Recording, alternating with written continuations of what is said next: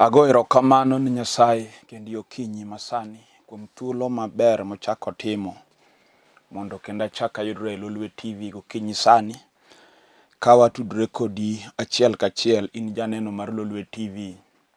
Nyasaye osetimo ng'wono kendo miyo achopo e studio ka mondo mi achak asom kuom wach mondiki kendo achak wawinjre kodi mondo bang' katieko to walam kodi Nyasaye e wach ma Nyasaye dhi miya madhi puonjo gokinyi sani. En Jumapili kendo ang'eyo ni e odi kanyo nyaka ne pinyru isewinjo wach Nyasaye kokalo e Lolwe TV ka, kendo Nyasaye osewuoyo kod chunyi, osetimo ni ng'wono. An be Nyasaye ochako biro koda mondo abe achak asom ndiko kendo achak apuonj wach madhi miya sani mondo walam kodi Nyasaye.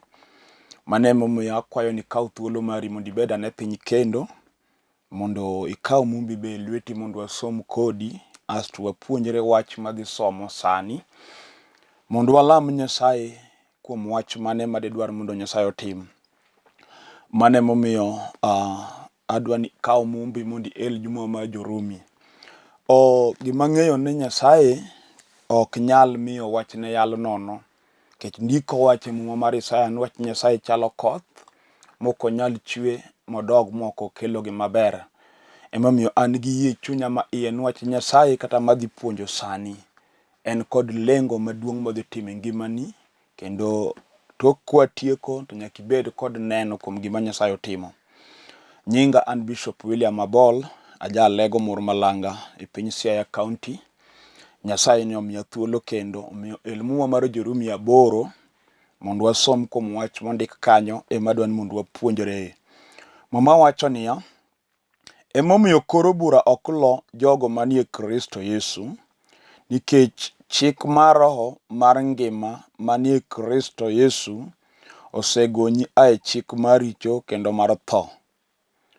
Mane wach masomo madwani mondo awuoyi gokinyi mar Jumapili sani, kendo adwani winja malach kabisa kuom wach madwani mondo mi apuonji.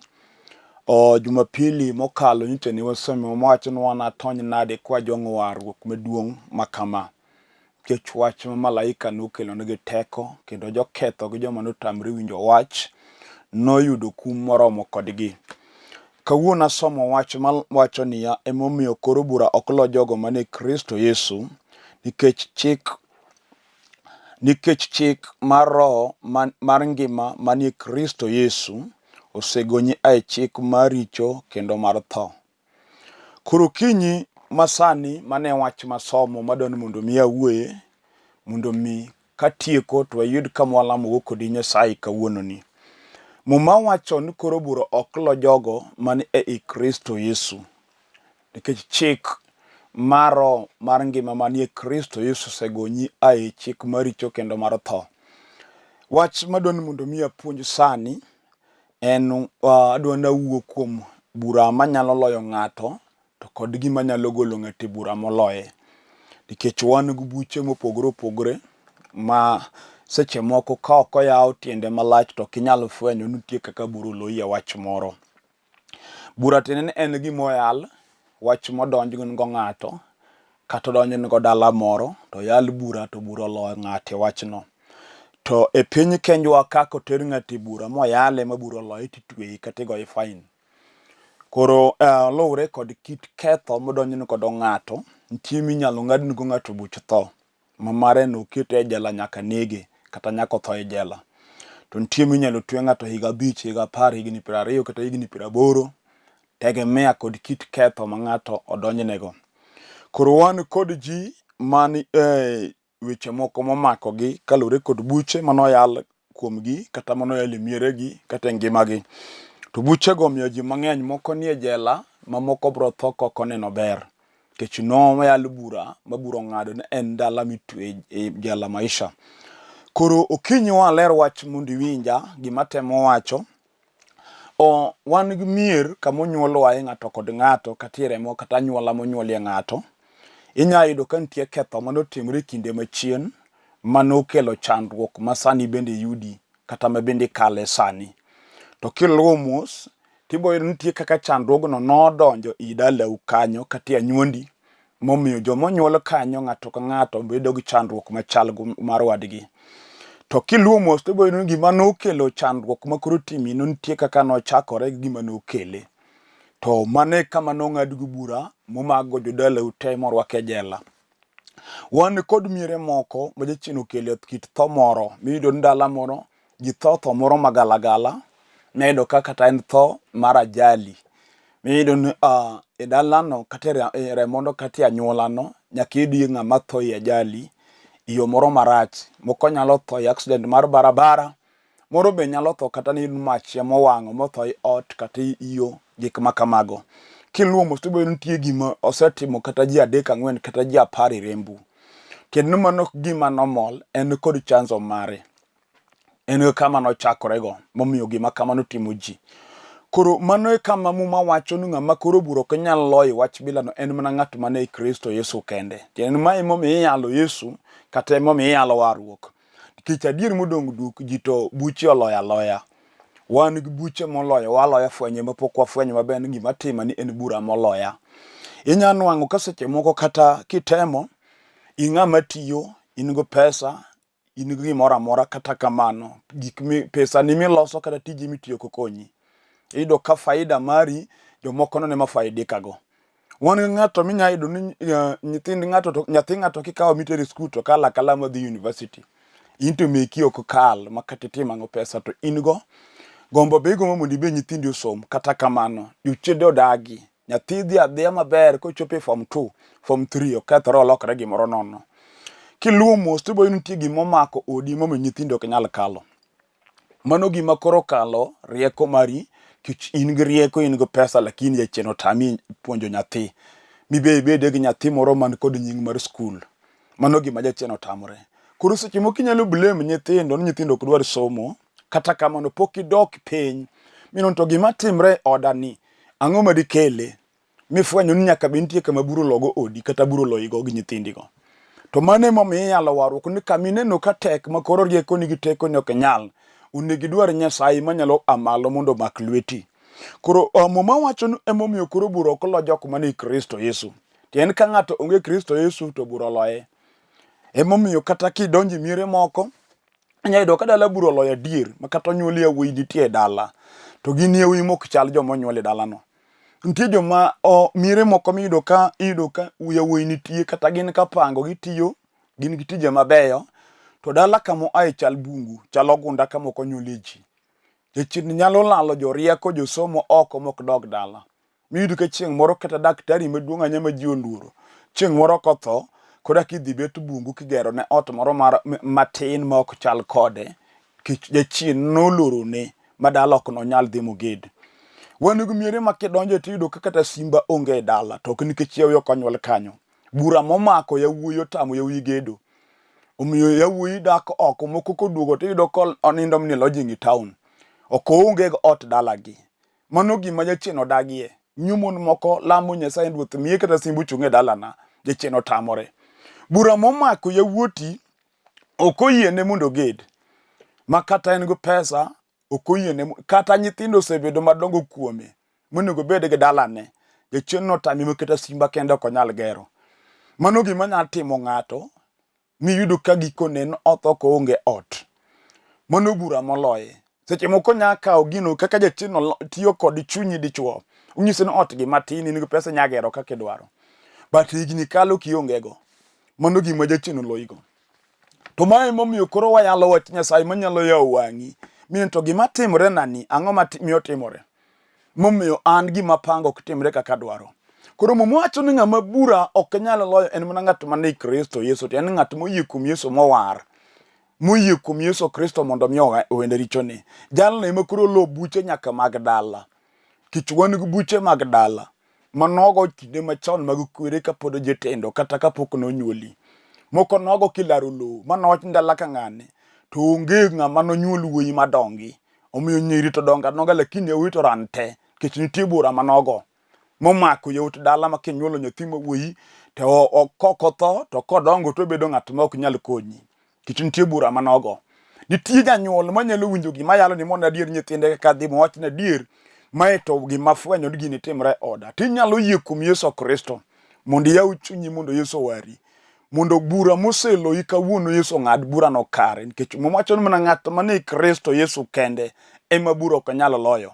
Donge nyaka ineno ka bura loyi gi chia ma in go, ijaber ndi kendo ibendi ng'at ming'en inti jachia, to buch dalau matamo nyiri dhi katedo ochung'o kodi otami.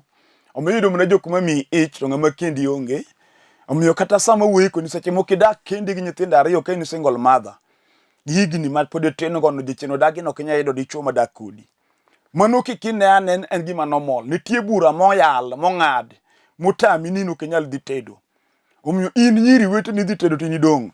Wan go moko minya yudo kata ka in e kanisa ina ng'ama ber kabisa nyako mowar malemo, to in idhi gamni arus jowadu, kendo in ibedo gamna achiel kuom nyiri mamiel ni aruse mag osiepeni, to in arus mari onge, kendo kata kiyudo ng'ato mopango kaka udwa nuchak dak mulos, to jachien ketho gino muweru mokuloso muchope gigo kama ne uchake.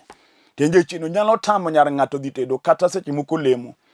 Minuang' ne adieri be kibet piny tipinyo nang'o matima, nikech nyaka jomobiro toki yudo ayuda jok madak kodgi, to in otami.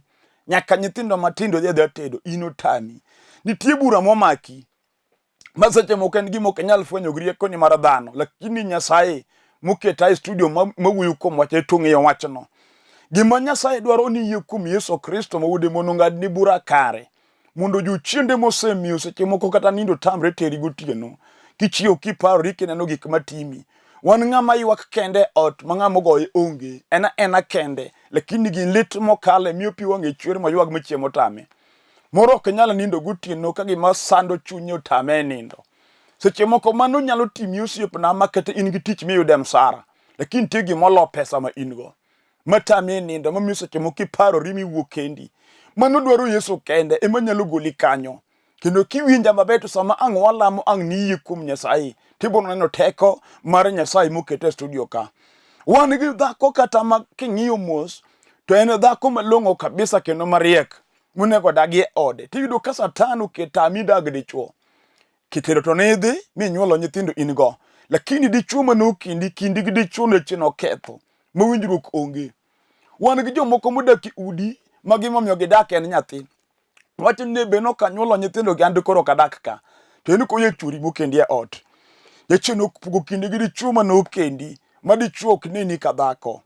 Mano jachien modagi, mano bura ma Satan ong'ado ne piny sani. Kendo sam kinde ma koro wantie ni ng'ato nego nen, kichuma gi ndalo ma Satan odagi ne dhako gi dichuo ok dak kod kwe. Miyo udi thoth udi te onge kwe. Katobed ut jo mwandu, katobed ut jo dhier, kwe onge. Jachien mako kata dhako maduong' man kod nyikwayo, miyudo ka dhako maduong' man gi nyikwayo ting'o gike mo a. Miyudo bende wuok no koro bendo an odhi pango ode. Bang' higni go temo sedag dichuo, kinde ne makoro duong'ni eka jachien gole ode. En bo neno ka nitie gima onyalo wacho. Kendo en go makosa monyalo wacho no neno emomiyo a. Kendo jachien umo wang'e. Mas to moro odhi kamano mana duke kodhero kuchiegni tho. Kibiro lombo kode kamike. Jachien nodagi. Koro negine bura ma Satan ogo kata no odi. Kato bedi burchi chode ma jachien donjo kuom dichuo. Mamiyo chori chodo kokodeo. Kichwan ng'ama chodo ma okobadho. Kendo wuoyo gi chunye kendo go kore onge gima buoge. Jachien no muo wang'e dhi kode. Muma wacho ni koro ng'ama bura ok nyal loyo en ng'at mane Kristo Yesu. Omero ne giyie kuom Yesu mondo ne ng'wono ma Yesu timo ne joma yie kuome. Kata sebet kendi miseng'adi chunyi ma in kamogikni to koro kenyal bet mangima. Kech nitie gima nyalo timo ng'ato miwinj ko gikodi e okuta. Winj ka chunyi yalo ni tho. Winj ka chunyi ng'ado bura ni kamogikni an koro abiro dera. Ma seche moko nitie na 1 2 3 moko wapod rito asti tho. To Nyasaye mokete e studio kanyalo resi kanyo. Kech iwinjo deru ko ken answer. Answer en Yesu mwanyalo sani ema nyalo golo chandruok momiyo chunyi paro derruok no. Nyalo riki winjo wach mayalo sani miyie. Mwacho ni bura oklo jok mani Kristo Yesu. Nikech kata chunyi derruok ni bido kend bura moro manogo e dala ka ng'ato. Miyudo ni remo nitie nyaka ng'ato derega. Kikwano to yudo ni jadek moko osega dere chien mari. In be stress omako chunyi, in gi depression. Ma chunyi neno mana tho. Tiwinjo nitie Nyasaye ma wayalo sani manyalo mako lweti. Kata iwuoko matek. Kata bedo jachien moketho yoreni. Makoro gowi Jo-Rumi. Jianye ji goni simbe mako maricho. Iwinjo ka ji threaten imoko ng'isi ni buteri e court. kakitimi kia winjo ka koro gino gikodi owone no koro kakitim onge. Nyasaye nitie man kelo yo kama yo onge. Kendo Nyasaye nyalo timo ni ng'wono kata kinyi sama yaleni. Kata tichie mano kethre nitide manyo to kenyal nwang'o. Misewinjo kilus hope kabisa ngima. Ineno ka koro kenyalare. Nitie Yesu wuod Nyasaye mayalo sani. Manyalo timo hono mipoko yaw niyo michaki nwang'o tich maber. Settle bills magi mosemio in gi stress go. Ngima chak dhi mbele. Muma wacho onge gima tek manyalo tamo Nyasaye. Kendo kizungu wacho ni there is no permanent condition in life. Gik moko tema timo dhano Nyasaye ni kod yo ma ng'ato nyalo ago e gigo. Gima timo seche moko chandruok nyalo dhiro ng'ato ma wiyi wil gi Nyasaye. Mina naka gima kori dong kendi gima di nyal koro onge. Lakini ka chunye nyalo fwenyo Nyasaye kata sami awuoye sani. Kati ini chandruok matut machal nade. Nyasaye pod nyalo ywayi magoli oko. Muma wacho ni koro Bura Okloo Jokristo Yesu. Omera ng'at moyie kuom Yesu wuod Nyasaye. Ng'ano biro bedo jaloch kata jochendo dagi. Koro we jali kata ben en bura mane momaki. Ubed bura mar musumba motami ini kedo to mon weyi. Kich wan gi dichumo mon weyo makata gimotimo marach onge. Ikendo nyar ng'ati keti ot kidhi tich kiduogi doko fundo gik moto ka onyeka gikitemo ago. Mano gima timore ni kuom dhako ka dhako mikendo mochunyo ose ol kod nyombo. Nyasaye pod nitie. Bura mulo ine Yesu nyalo golie sani. Ki yie chunye ma iye meno dira dwaro Nyasaye. Kata bed ni jachien odagi. Makata kipango gimober monego itim to gimipango nok timre. Wan gi ng'at makinde mo plan gimonego los to kisrani nyaka bine. Mupoka gimo kata ka en pesa mano keto piny. Nodwa timo gimo makinyi do konye to jachien kelo yo machielo. Ma pesa rumiyo moro moko winjore michaki dong lweti nono. Wan gi jomoko makata mna lo kende minyiewo midwani mondo itiye tich ni moro. To jachien we michulo lo mitie kila kitu to bang'e ka koro ne gichak tiyo kanye ka bura biro mar case. Midwa koro kendo unie kot guono lo kata ng'ama chielo. Mitigi pesa mang'eny kot molo pesa maninyo golo. Magi manipango timo kethore. Mano ken gima normal. Nitie jachien modagi ni gimipango kik timore. To mumo wacho ni ng'ama bura okbela no kenyalo en ng'ama koro yie kuom Yesu Kristo. Ayie chunya ma iye no gimondiki en wach Nyasaye. Kenda ayie no muma en wach Nyasaye.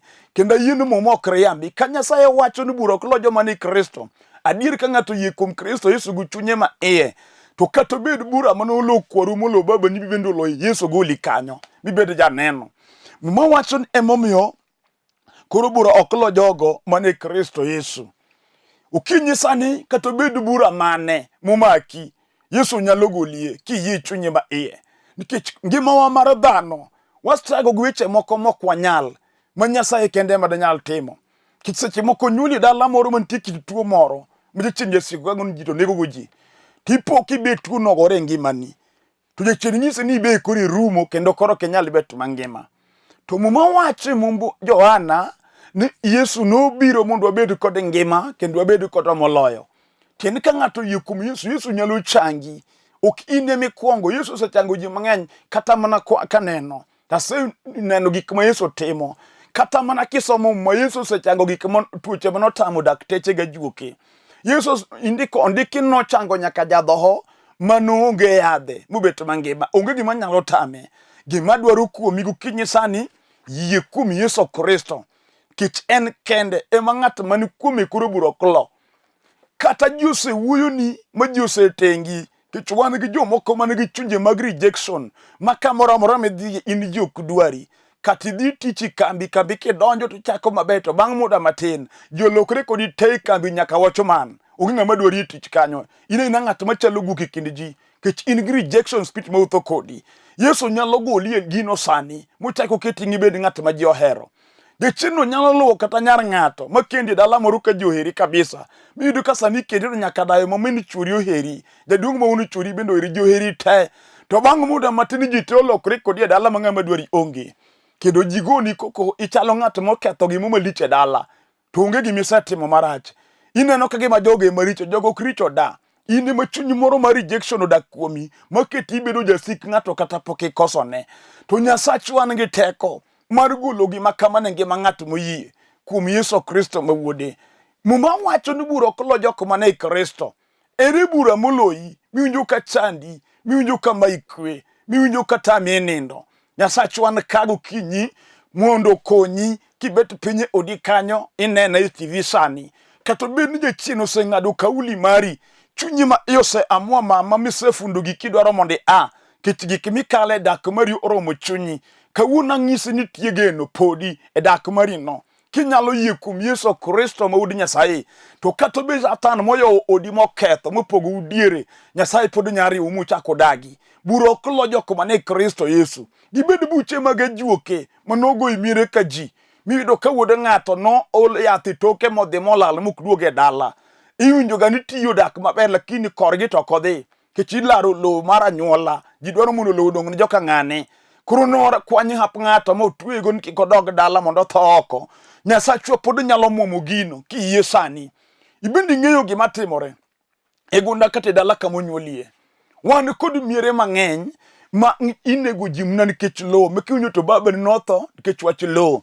owadu maduong' be nyu negi nikech wach lo in be king'iyo to gik matimore ni nyiso ni lain achiel che mochomi nitie Nyasaye makelo yo kama yo onge muma wacho ni lweny en mare okedore jok moyie kuome kamine nuka kore gike mibe luoro mar tho koro wuoyo kodi no inyaringo kuom Yesu gokenye sani mochruoth abiro Nyasacho mondo itim na ng'wono ondikie muma mar ngeche nying Jehova en dala mochiel motegno joma kare ringo kanyo kendo gitony ng'ama ringo kuom Yesu Kristo biro tony e ligangla obiro tony e masira obiro tony e lwenje mochome obiro tony e chandruoge jachien osieko nego kech mwacho ni nying Jehova en dala mochiel motegno kendo joma kare ringo kanyo kendo gitony ng'ama ringo kuom Nyasaye obiro tony kata ben en gima moko gi jima onge ng'ama kalo in ibiro kalo muma wacho ni koro Bura Okloo jogo mani Kristo Yesu chik mar roho mar ngima manie Kristo Yesu osegonyi ae chik maricho kendo mar tho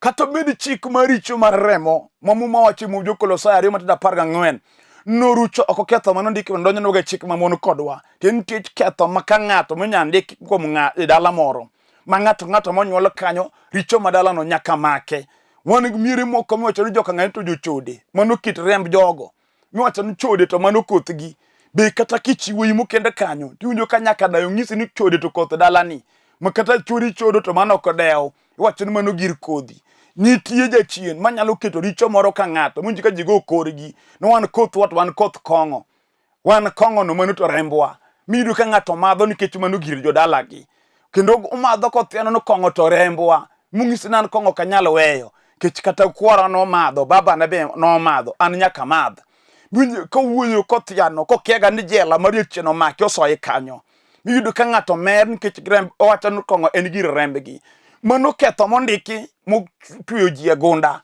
miyudo ka ng'ato mer kawuon baba ni no mer motho ka kongo ibende dhi tho ka kongo kich wacho ni mano gir rembu adier kibedo painting no gik ma kongo timo neno kaka kongo nodwanyo baba ni maseche moko ne ng'ato mane tiyo maber mano nego wenu gimoro munyalo mako to kongo nomiyo tho konge gimoro e lwete in be yorne mechino luwo kodi imadho makata nyathi kaka dhi skul onge makata sama yali kwamo gi nyathi e ot ok nikech ok yudo pesa to nikech gimi dhialo ni gir dala uno udino ni omiyo pesa kinwang'o to rumi ba wan gi chuo mamadho kongo gi makongo norumi mie gik mane gi ae yudo ng'ato ka metho ka pango ka gima kongo norumi gwengi wenu tiju mer na tich motiyo iwega no mano ni kore timo gir rembu mani chieniga jacheno maki kod kanyo to wayalo Nyasaye manyalo yawo pachi mipenj to gima timo ne odhi konya gang'o to nyithinda to konyo gang'o to dala no konyo gang'o biro ken mana chandruok lilo to Yesu nyalo wari kanyo kech nitie gima nyalo tweyo ng'ato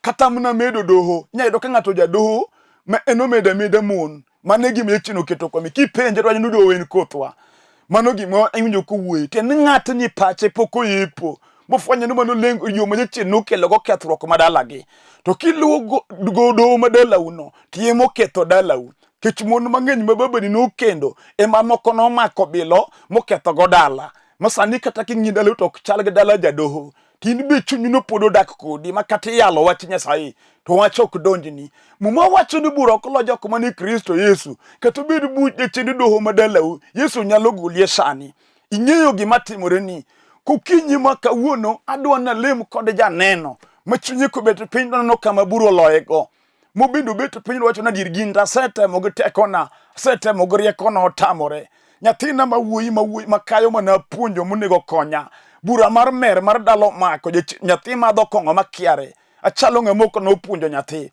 kawuono kai mae gima timore ta dwaro Yesu mondo bura molo oda mondo Yesu ogolai kawuono abiro lamo kodi Nyasaye kata nindi pin sani tuo inie ward kata ne der odi iwinjo ka dende lit yo kinyal chung tingo wi malo pek iwinjo ka jachino di piny adwoni nuongi yie kaminindo nikech adwa lamo kodi Nyasaye ma jachang ondikie mombe sand bad Nyasaye ok chiek oburu muli kabibetieno kata in dier odi kanyo mama kata in lit kabisa makibet pint iwaka gik mitimore ni kawuono lit na adwaro mondo yaw chunyi ne Nyasaye modhi lamo kodi mondo ogoli lit mineno kata bed gima timi kata bed gik mitimo ni mami lit Nyasachwa nitie koro adwaro mondo lamo kodi Nyasaye e kamibetie kanya adwani nuong yie chunyi ma iye ti wuoyi chunyi ruoth kondiki ni Bura Okloo joma ni Kristo Yesu to Yesu kawuono yie mondo ikwar ngimana mondo abed achiel kuom jogo manie iyi mondo bura moloya kik chak loya kendo adwana lam kodi Nyasaye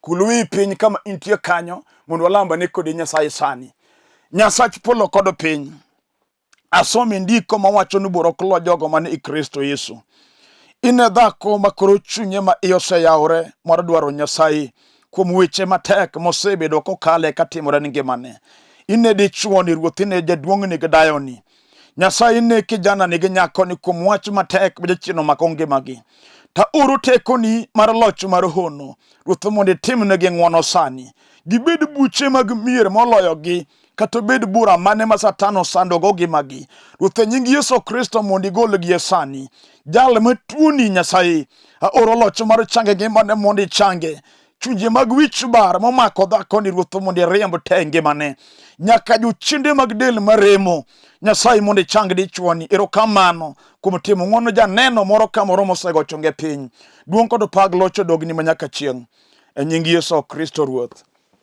amen adwaro mondo agon Nyasaye erokamano kech an gi yie chunya an kaka waselemo kuom wach misewinjo Nyasaye osetimo ni maber kendo ibiro bedo janeno kuom gik ma Nyasaye otimo wach manuoyo ni kaw atua mar dwaro kanisa kamiyale wach Nyasaye mar warruok kanisa miyale injili mondo idonje kanisa yud jotich Nyasaye mondo puonji kaka ng'ato nyalo dongo gi wach Nyasaye mondo gik misebedo katimore ngimani Nyasaye mar warruok mondo golie mondo ibed janeno dwaro kanisa miyale injili mar warruok atieko kafulo nyinga an Bishop William Abol an jalego mur malanga e piny Siaya County dalawan matera school kanyo sani adak e piny Nairobi ka adak e piny Olympic Kibera kende piny Kibera e kama ne kanisa kama tie tich Nyasaye ka didwar mondo ichope kanisa kama ntie piny Kibera ka in e piny Nairobi ka bia nyaka Olympic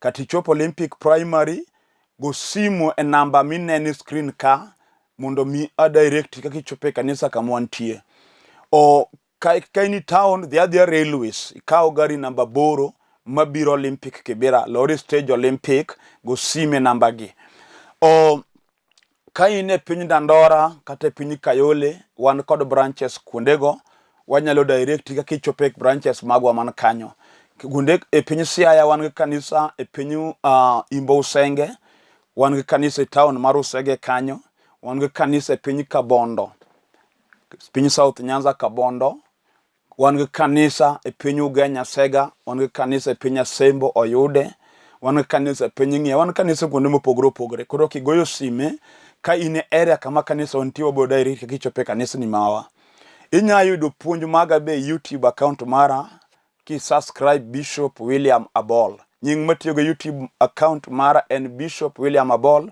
ibiro yudo puonj mag wach Nyasaye ibiro yudo sermons mathoth kanyo mabiro gwedhi ahinya nyaka Jumapili manyien kidwa chopo kama antie namba na mar simu wanuoni Safaricom en 0721 280025 0721280025 Airtel number mara en 0782 495083 0782495083 namba go teni screen ka Nyasaye mundu gwedhu nyaka Jumapili manyien shalom